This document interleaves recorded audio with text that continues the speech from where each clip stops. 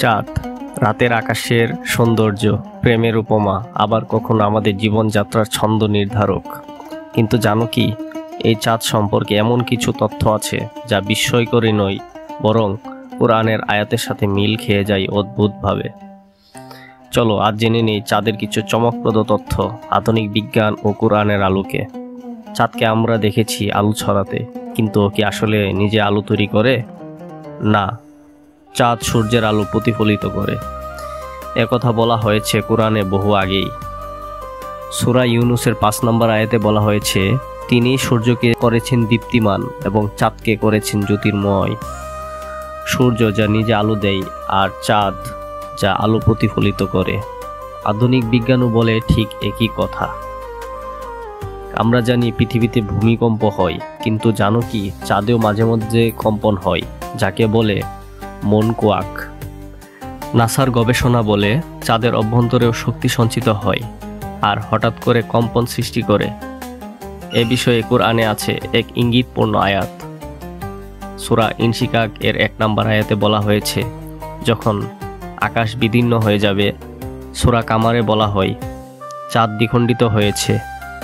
বিজ্ঞানীরা বিশ্বাস করেন প্রাচীনকালে চাঁদের ভেতর বড়সড় ভূকম্পন বা সংঘর্ষ ঘটেছিল।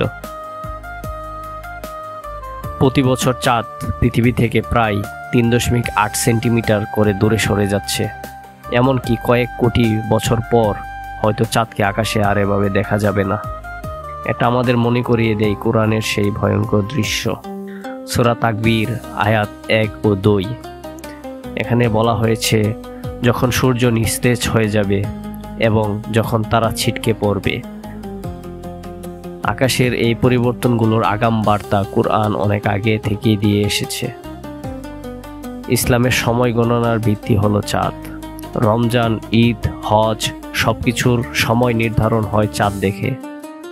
তিনি চাঁদ ও সূর্য সৃষ্টি করেছেন যেন তোমরা বছর গণনা করতে পারো।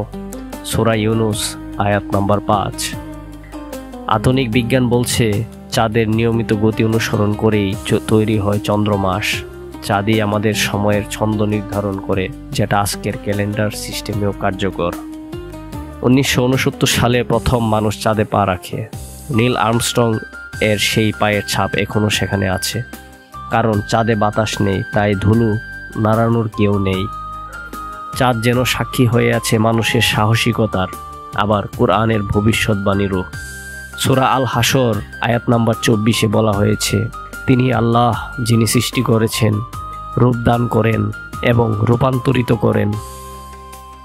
মানুষ চাঁদে পৌঁছেছে, কিন্তু সেখানে গিয়ে সে শুধু স্রষ্টার কুদরতেরই প্রমাণ পেয়েছে। চাঁদ শুধু সৌন্দর্যের প্রতীক নয়, এটি আল্লাহর এক নিখুঁত সৃষ্টি, যার ভেতর লুকিয়ে আছে অসংখ্য রহস্য।